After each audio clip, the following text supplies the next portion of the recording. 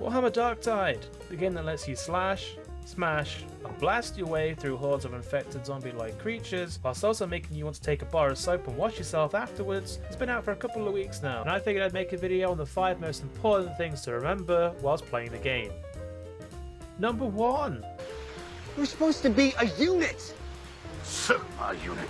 If you hadn't already realised, Warhammer Darktide is a team game similar to those such as Left 4 Dead, Back 4 Blood and Vermintide, and as such, players need to work together in order to come out on top.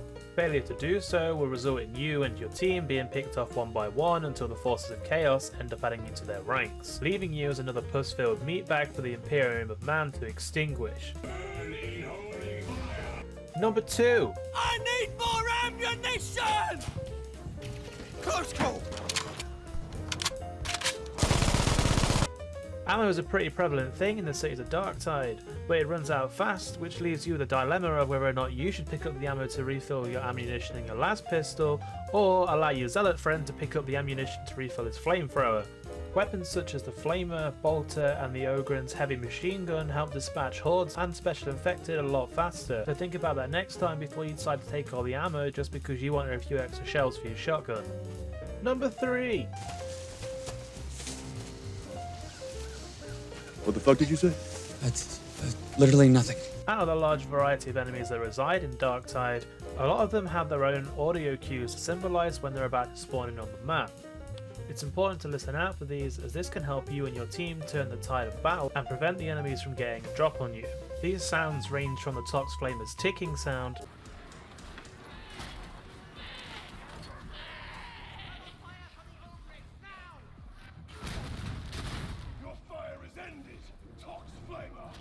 sound of a coin flip for when a bomber is about to throw a bomb,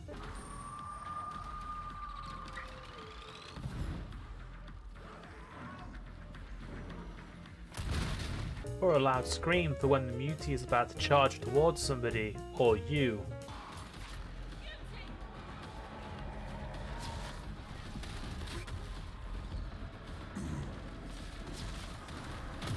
Last but not least is perhaps the scariest sound of all to hear in the game, and that is of course the ominous whispering, which sends a chill down your spine and makes you question whether or not someone's lurking behind you. This whispering of course belongs to that of the Demon Host, one of the strongest enemies in the game, and has the ability to instantly kill anybody that gets downed by its own hands. The Demon Host acts similarly to the Witch from Left 4 Dead, in which if a player alerts the Demon Host, it then aggravates onto them until it kills them, or until it gets defeated. If this happens, it's imperative that your team take down the Demon Host as fast as possible, otherwise it will down each player and then kill them. No thanks, I choose life. Ain't coming back this way.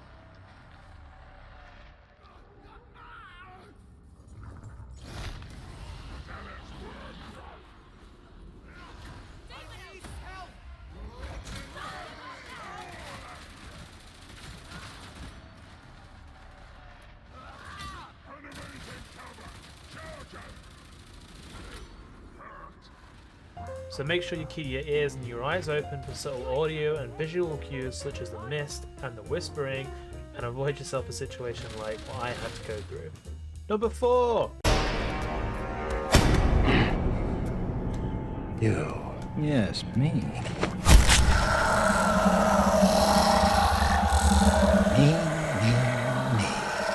As much as you want to play your favourite character in Darktide, try your best to avoid lobbies where everyone's playing the same person.